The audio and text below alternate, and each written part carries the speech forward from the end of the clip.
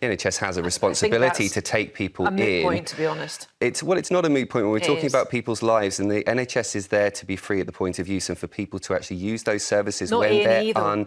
They've got a GP for that, Andy. Unfortunately, as we know, people find it extremely difficult to go and get an appointment for the GP. Even if you can get the GP, then you often have to wait days. I've got a friend who's in his 90s and he's having to wait for July for a telephone call, in his 90s, for a telephone call about the agony he's in his back. Well, that needs to be escalated to the practice manager. That is not the norm, Andy. What we have, I'm not saying it's the norm. I'm not saying it's the norm. What I'm saying is that people who are presenting at A&E are doing so because they need help.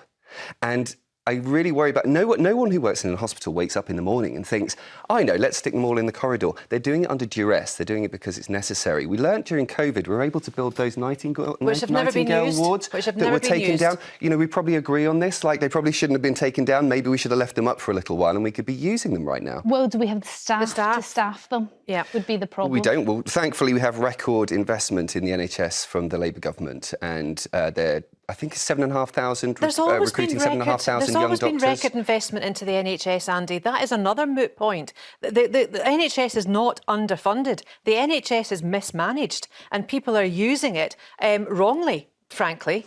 OK, let's go to the calls, Linda.